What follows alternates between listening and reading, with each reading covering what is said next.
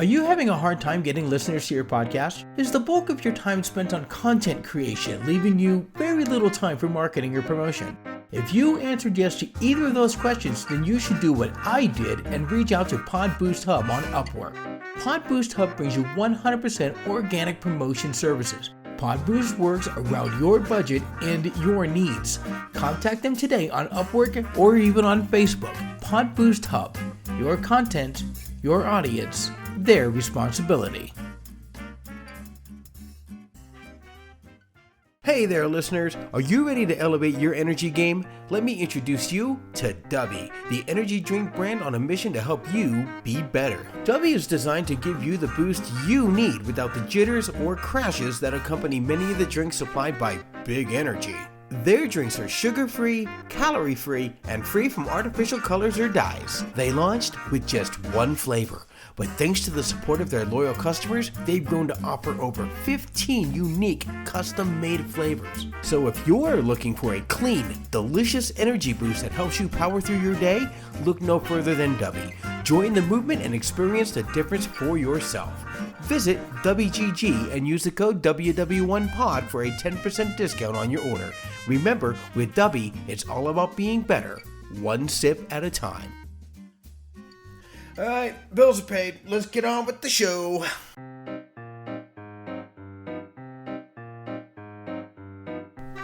I'm Henny B, and welcome to the World War I Stories podcast, where history comes alive through the voices of those who lived it.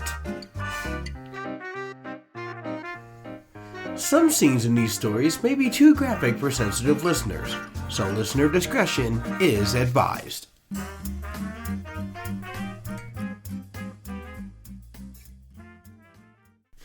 Today's episode, Memories in the Mud.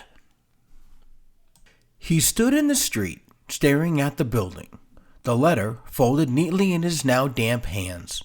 He knew he had to go in. He had to do this. With a deep sigh, Jean Moreau gathered his resolve and stepped through the door. The smell hit him first. Musty paper and human sweat thick in the air like old arguments. By his count, at least 8 other men crowded the conscription office, each waiting their turn to speak with the officer behind the desk. Some were there to report for duty. Others, like Jean, had come to plead. To be removed from consideration. To be spared. Jean stood with arms crossed, jaw set as the officer rifled through a stack of paperwork behind the desk. "I'm a pacifist," Jean said firmly for the 3rd time. The man behind the desk didn't look up. "And I'm a clerk," he muttered, stamping a paper with a heavy thud. "Neither of us is in control of the world." Jean's lip tightened. There must be some exception, a waiver. The man finally looked at him. "You think the trenches care about waivers, Monsieur Moreau? France is bleeding. Every able man must serve." "I do not kill. I will not kill," Jean said, voice rising. A second man, a thin officer in a wool coat, stepped into the conversation. "Then you won't be asked to. You'll serve in a non-combat role. Quartermaster detail, food, supplies, horses." Jean blinked, uncertain. "What is a quartermaster?" The officer nodded. "You'll be at the front, but you won't carry a rifle. You'll handle inventory, coordinate transport, things of that nature. Now sign the damn paper." Jean didn't thank him. He didn't move. The weight of the war settled across his shoulders like a sack of coal. This was not a choice. It was conscription. He signed the paper. Jean had been at the front for nearly 3 months. So far, the army had kept its word. He hadn't fired a shot, hadn't even been issued a rifle, but he'd touched hundreds, stacked them, inventoried them, passed them across the counter to men with eager hands and empty eyes. He'd grown used to the routine, to the smell of wet wool and machine oil, to the sharp bark of orders and the silence that often followed them. That morning, he looked on as a fresh transport rolled in. Jean stood outside the quartermaster's tent, clipboard in one hand, thumb tucked into the waistband of his trousers. He watched as the new arrivals filed out of the trucks and wagons, faces still smooth, uniforms crisp, helmets clean enough to catch the light.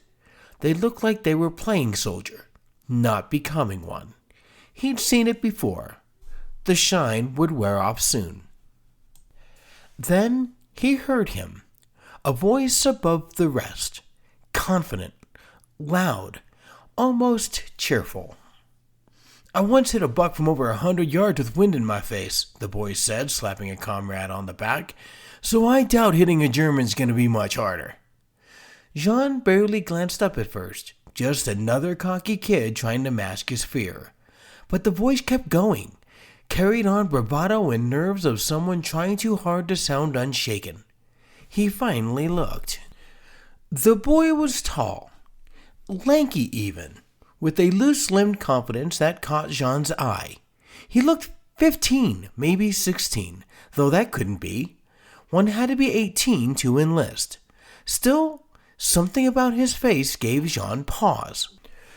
Too smooth, too unlined, and the way his helmet sat just slightly askew on his head, like it had been borrowed from someone older. But then again, who was he to judge? War aged people in strange ways. Maybe the boy just looked young. Jean studied him a moment longer, then turned back to his crates. "Name?" he asked the next man in line. The kid would learn soon enough. They all did. A week later, Jean saw him again. The boy was seated on an overturned crate near the quartermaster's tent, scooping cold stew from a dented tin bowl. His uniform was now smeared with mud, and a new rip ran up the side of his sleeve. Still, he was smiling, chatting with another soldier between bites. Something about back home, something about pigeons. Jean caught only fragments. He watched from a few feet away, then crossed the space and sat on a crate nearby. Not close enough to crowd him, just near enough to be noticed. The boy glanced up. "You the supply man?" Jean nodded. "Quartermaster." The boy gave a crooked grin. "So you're the one handing out moldy boots and mystery stew?" Jean raised an eyebrow. "Only the best for France." That got a laugh. Quick, boyish. "What's your name?" Jean asked. Luc Durand." He extended a hand, still clutching the spoon. Jean took it anyway. "Jean Moreau." Luc went back to eating, but more slowly now, like he was weighing something. Jean studied him more closely. He looked even younger up close. Dirt on his cheeks, yes, but no stubble. Eyes too bright, shoulders still slouched like someone who hadn't yet learned to carry weight. "You've held up well," Jean said. It's not easy the first week." Luc shrugged. "Been worse places." Jean didn't answer right away. He let the silence settle, just long enough to make the next question feel casual. "How old are you, Luc?" Luc didn't flinch, but he didn't answer either. Not at first. He scraped the bottom of his bowl once, twice, then without looking up said, 18. Jean didn't push, just gave a quiet, and reached for the flask at his hip. 3 days passed. Luc came by the quartermaster station multiple times a day now. Sometimes for rations, sometimes for dry socks, sometimes just to talk. He never stayed long and was always loud in the way young men are when they're afraid of silence. Jean didn't mind. They weren't close, not exactly, but Luc made the weight of the war feel a little lighter, even if only for a moment at a time. That evening, Jean found him sitting near the cook fire, boots off, steam curling from the mess tin in his lap. Jean sat on a wooden crate nearby and said nothing, just nodded when Luc looked up. Luc grinned. "You again." "I work here," Jean replied. "Seems you sit here more than you work." Jean shrugged. "I ration my effort." Luc chuckled and went back to his food. For a while, they sat like that. No pressure to speak. Then Luc wiped his mouth on his sleeve. We're moving up tomorrow. Jean looked over. To the trench? Luke nodded. Yeah, the real one. Captain says we're going to rotate in with the 103rd, just for a few days. He tried to sound casual, but his hands had gone still. Jean stirred the dirt with the toe of his boot. That's the way of it. Luke said nothing. Jean glanced at him. You'll be fine. It's not like the papers, but you already know that. Luke exhaled hard through his nose. I'm not scared. I didn't say you were. Luke scratched at a spot on his arm that didn't itch. Some of the lads are saying there's an offensive coming, that the shelling's been heavier up there. Jean didn't answer right away. He heard the same. He'd also seen the carts coming back. Quiet wagons, drawn slow. He didn't want to say that. You'll do what you need to do, he said instead. Luke looked at him then. Really looked. And Jean could see the boy in his eyes again, the way he'd looked that first day stepping off the transport. Tall and young, trying not to be either. You've seen it? Luke asked. Jean nodded. More than once. Is it? Luke started, then stopped. Never mind. Jean stood, brushing dust from his coat. You got a good head on your shoulders. Keep it down, and listen to the men who've been there. Luke nodded once. Right. Jean paused before turning away.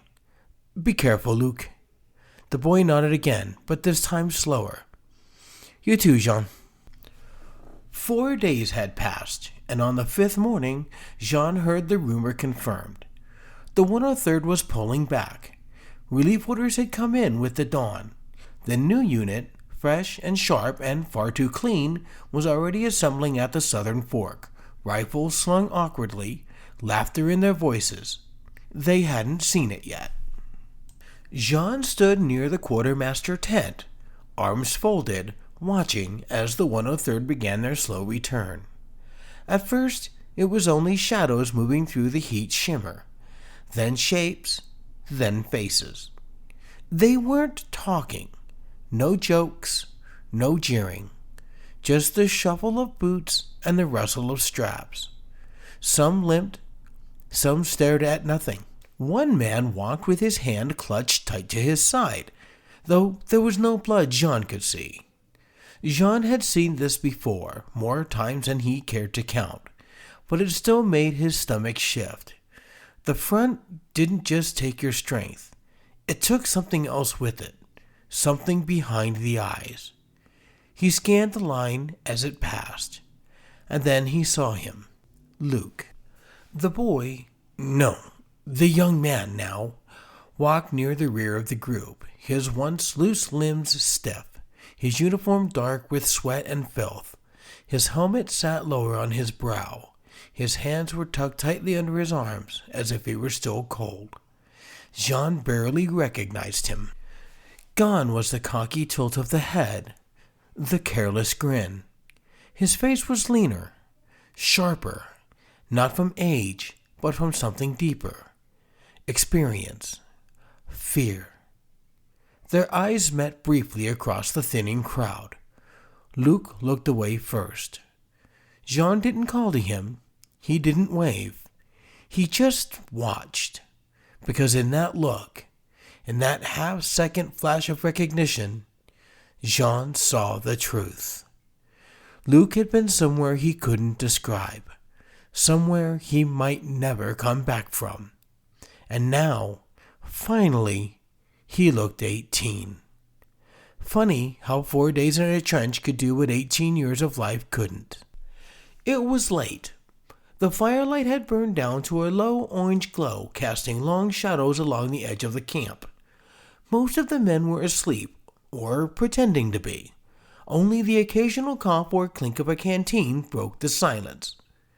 Jean sat on a supply crate, elbows on his knees, picking absently at the thread on his sleeve. Luke sat across from him, knees pulled to his chest, a tin of untouched stew resting beside him. Jean let the silence sit for a moment, then spoke softly. You all right? Luke didn't answer at first. He just stared into the dark beyond the fire where the horizon had teeth and the sky never truly turned black. "I saw a boy get his face blown off," he said finally. His voice was low and detached. Jean sat up straighter. "Luke, he just lifted his head," Luke continued, eyes still fixed on the nothingness. "Just for a second. 1 second, maybe less. And that was it." His breath hitched. His hands trembled. "I can't stop seeing it," he whispered. Then the dam broke. Luke's shoulders shook violently as he folded over, arms wrapped around his knees. The sobs came fast, unfiltered, guttural, the kind that tore from somewhere deep. Jean was on his feet in a second. He crossed to Luke's side, crouched low, and pulled him into his arms, shielding him from view. Anyone still awake would hear, but Jean turned his back to the camp, blocking Luke from the world. "It's all right," he murmured. "Let it out." "I lied," Luke choked. "I'm not 18. Jean went still. "I'm 14. I was always tall for my age. They didn't even ask. I just said the words and they let me through." Jean exhaled slowly, steadying his voice. "Why?" "I wanted to be brave. I wanted people to look at me and see a soldier, not a boy, not a burden." He pulled away slightly, his face streaked with tears. "But I'm not brave. I'm scared. All the time." Jean's hand tightened on his shoulders. "You're not a coward, Luke. You're just a child in a war."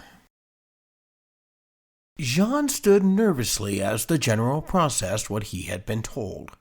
He stood stiffly, his helmet clutched in his hands, his knuckles white from the tension. The general stood over the table, his hands lying flat on the surface. "You're telling me that we have a 14-year-old boy here in France, and he's in the 103rd Fighting Corps?" Jean was visibly nervous, but he attempted to hide it. "Yes, sir, and he'll be sent to the forward trench again soon." The general stood up straight and placed his hands behind his back. "And your solution, stop me if I'm wrong, is to make him a quartermaster. Aren't you a quartermaster?" "Yes, sir, but with all due respect, I request he be given any job that keeps him out of combat." The wind outside made the tent rustle gently, which echoed in the silence as the general stood, seemingly mulling over the request.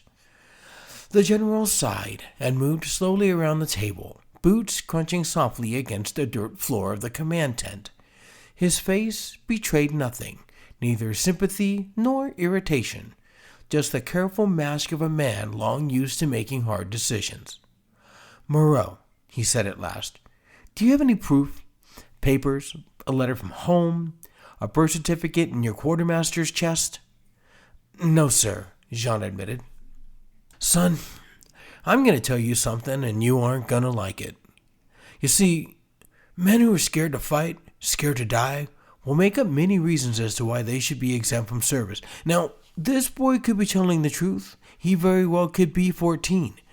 But if we were to send him home, or even give him non-combat duty, we would be admitting that a mistake was made, and a boy was sent to the front lines by mistake. That is something we cannot do. And do you know why? I'm going to tell you. We cannot do that, because if we make one exception for one person based on their claims, then the proverbial dam will break, and we will be flooded with many men making many claims, and we will have to take them seriously. That being said, your request, both of them, is denied." Jean stood in disbelief as the general took his seat behind a desk, and again the wind rustled the tent walls. "You're dismissed, Moreau." Jean turned and left the tent. He stood there for a moment in a daze as he contemplated what to do. The sun had slipped behind the trees, and with it the heat of the day. What remained was the kind of quiet that settled just before the world turned fully dark, when voices dropped low and footsteps slowed. Jean found Luke sitting alone near the edge of the supply yard, his back against a stack of crates, knees drawn up, fingers tracing the rim of a tin cup gone cold. He hadn't touched the stew inside. He barely noticed when Jean sat down beside him. They didn't speak for a while.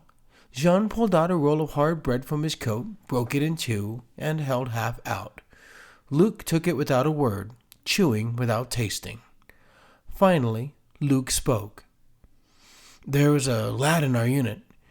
Came in same day as me. Didn't talk much. Kept to himself. You'd barely notice him." Jean stayed quiet, let him go on.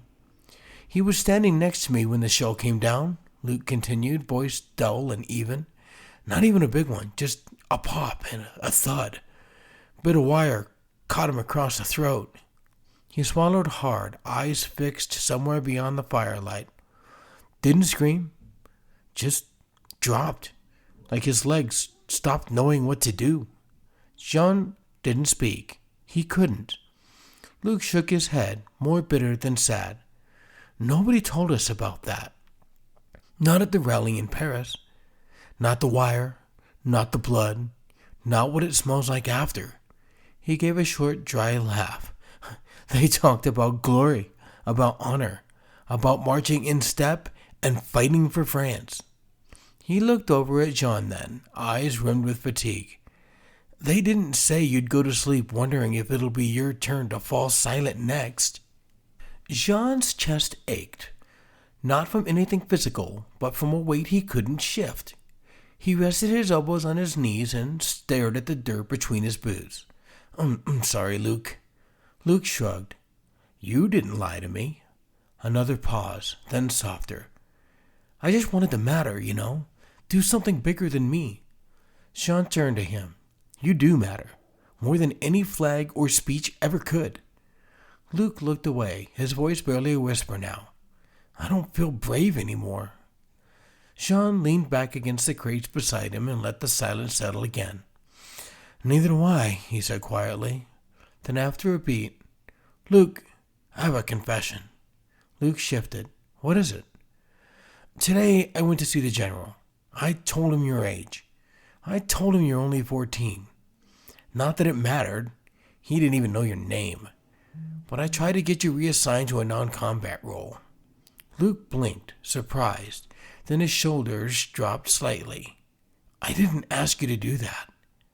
"I know." Luke looked down. "I go forward again tomorrow." Jean nodded. "I know that too." Then there was a pause. Then, softer than before, Luke whispered, "Jean, I'm scared." Jean looked at him. "I know." He hesitated and then added, "I have room in my tent. Sleep there tonight." Luke turned his head surprised. Jean shrugged slightly. "You've been sleeping out here, rain or shine. Quartermasters get canvassed. Doesn't seem right, you spending your last night before going forward lying in the mud." Luke didn't say anything at first. His jaw tightened, like he was holding back more than words. Then he nodded once. "All right." Jean gave a small nod in return, then leaned back against the crate. The silence between them wasn't awkward. It felt like understanding. Crickets chirped in the dark as Jean quietly gathered his things. The night air was cool against his skin, heavy with the scent of damp earth and campfire smoke. He glanced over his shoulder. Luke lay curled on the floor of the tent, his breathing deep and steady, the lines of worry smoothed from his young face in sleep. Jean would wake him up soon. Stepping outside, Jean moved quickly and carefully, his boots muffled against the soft ground. He made his way to the supply tent, ducking inside with practiced ease.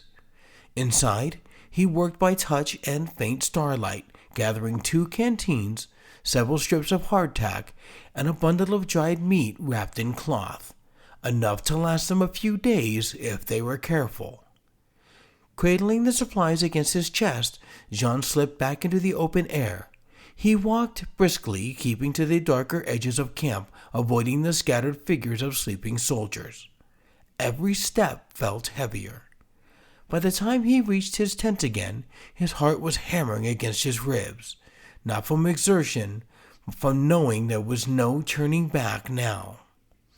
Jean ducked back into the tent, crouching low as he moved to Luke's side. "Luke," he whispered, gently shaking his shoulder. Wake up. Luke stirred groggy and blinking. What, is it time already? Jean leaned in close. Not for that. Luke sat up confused, eyes adjusting to the dim light. What's going on? Jean handed him a canteen. Get your boots on. We're leaving, now. Luke stared at him, unsure if he'd heard him right. Leaving? Jean nodded. You're not going back to the front. I won't let you. Luke's mouth opened, but no sound came up. Jean didn't wait for protest. I've got supplies. If we stay low and head east, we can skirt the perimeter and be in the trees by dawn. Luke was still frozen. But Jean, we'll be deserters. I know. Silence fell between them. Then Luke swallowed hard, reached for his boots. All right, he said, voice barely audible. Okay. They moved fast, slipping through the camp like shadows, stepping over snoring men and sidestepping pools of firelight. The moon hung low and pale behind the clouds, just enough to see by. They didn't speak. Jean led the way past the quartermaster's tent, past the picket lines, past the battered signpost that pointed towards the trenches. Every familiar landmark now felt like a goodbye. As they reached the edge of the camp, Luke touched Jean's arm. Are you sure about this? Jean didn't look back. I was never more sure of anything in my life. Then they disappeared into the dark, two figures on a desperate road of their own. The forest floor was damp with morning dew, the scent of pine and loam thick in the air. Jean crouched beside a crooked tree, rubbing his hands together for warmth as the last stars faded into the early light. Nearby, Luke sat visibly uncomfortable, pulling a bed of moss tighter around himself like a blanket. His breath hung visibly in the cold morning air. They hadn't spoken much since the second night, both too tired, too aware that silence was safer. By now, their boots were soaked through, their fingers raw, and the ache in their legs constant. They'd been moving only at night, cutting eastward through woods and grassland, avoiding roads and farms. Jean had told Luke their goal was Sweden, neutral territory, safe. It felt impossibly far away, like trying to walk to the moon. At dawn, they stopped to sleep again. A thicket off the edge of a dried-up stream bed offered some cover. Jean dug into the ration bag, handing Luke a hard chunk of bread and a few curls of dried meat. Luke chewed without tasting. Their uniforms, still the French blues, were folded into rough pillows beneath their heads.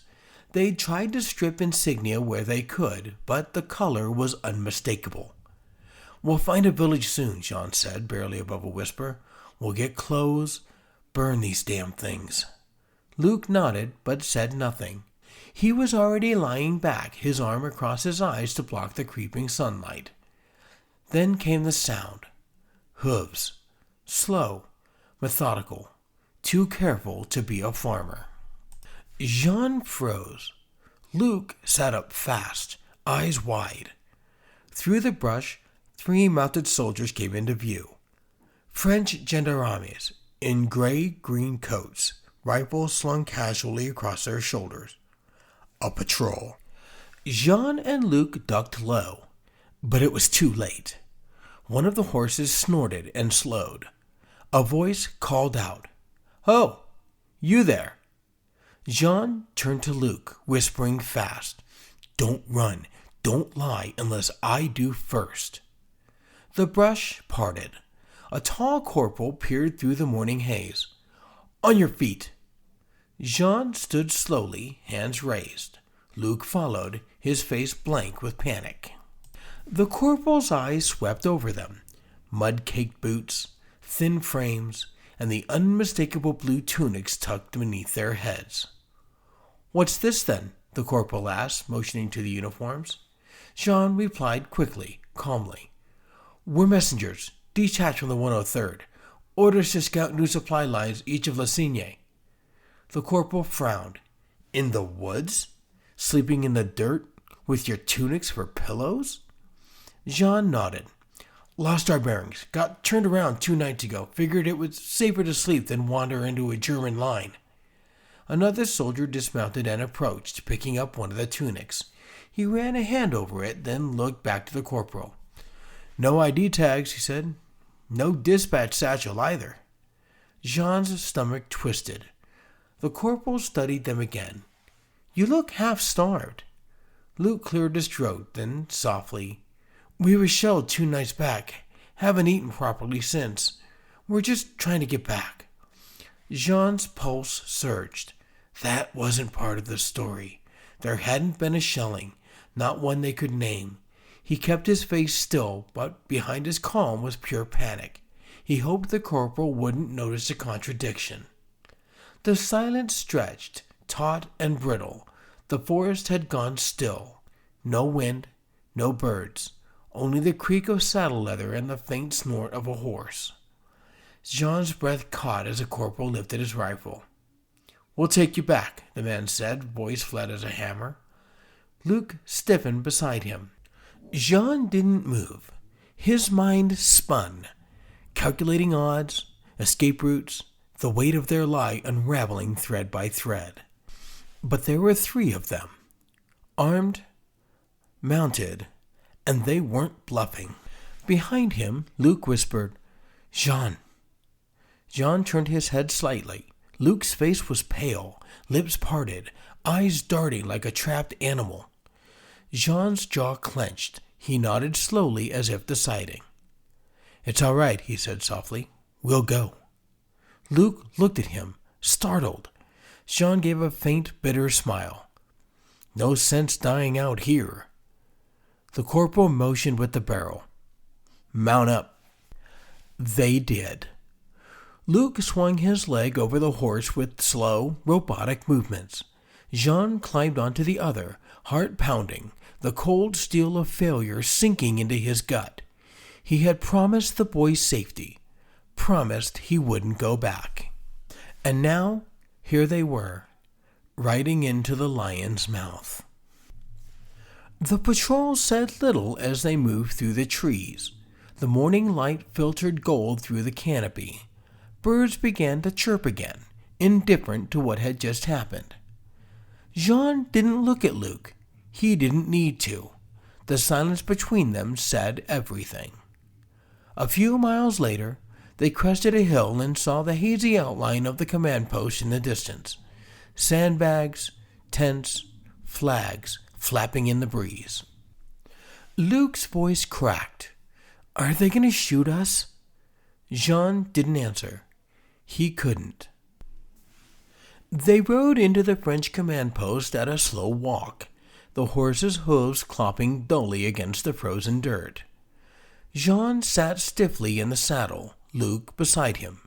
Both of them sagged with exhaustion, their faces pale, their uniforms filthy and torn. Behind them rode the corporal and 2 other mounted soldiers, the same men who had found them stumbling through the woods. They weren't chained, they weren't shackled, but they were caught, and everyone knew it. A few soldiers milling near the supply depot turned their heads, watching them pass with wary glances. Jean kept his eyes forward, jaw locked tight. The general stood near the center of the camp, hands clasped behind his back, speaking with the junior officer. His polished boots gleamed under the weak morning light. He noticed the small group approaching and frowned, stepping forward. What's this? He asked the corporal, voice sharp. The corporal snapped a quick salute. Found these 2, sir, about 3 clicks northeast. No orders, no papers, no company. The general's gaze shifted to Jean, and his face changed. Recognition flashed in his eyes. He stepped closer, his boots grinding softly into the dirt. You, he said to Jean. It wasn't a question.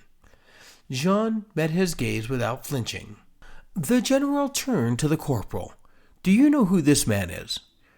The corporal hesitated. No, sir. The general's voice was low and dangerous. This man came to me 3 days ago, begging for mercy, pleading for the life of a boy he claimed was too young for war. He looked over at Luke, who swayed slightly in the saddle, barely able to sit upright. And now I found the two of them skulking in the woods like deserters. The general straightened, drawing a long, slow breath. No tribunal, he said. No hearing. No paperwork. The corporal stiffened. Sir? The general's voice cut like a blade. Execute them. Today. Here. He took a step closer to Jean, close enough for Jean to smell the bitter scent of coffee and tobacco on his breath. And make sure he watches the boy die first, he said. And make sure it happens in the center of the camp. Let every man see what betrayal looks like. Barrels and crates were hastily dragged into a rough perimeter. Soldiers gathered without needing to be ordered, drawn by the low hum of rumors and grim expectations. Luke was dragged into position and forced to his knees in the packed earth. Jean struggled but was forced to stand still, watching. He saw Luke trembling, tears streaming from his adolescent face. No priest, no last rites, no blindfold. The firing squad assembled, 5 soldiers, rifles resting easily against their shoulders. Jean wanted to call out to Luke, to tell him to close his eyes, to think of home, to remember something good, but no words came. He had failed him. That truth was heavier than the rifle barrels now aimed at Luke's small, fragile frame. The lieutenant barked the order. The rifles cracked in unison.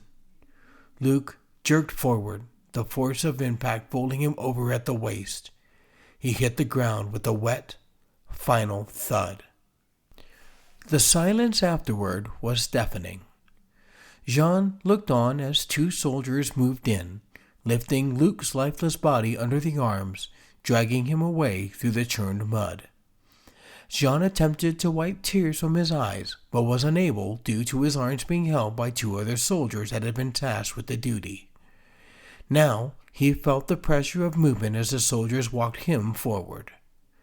Jean was hauled roughly into position and onto his knees, into the same patch of blood-soaked earth where Luke had just left every memory he ever had.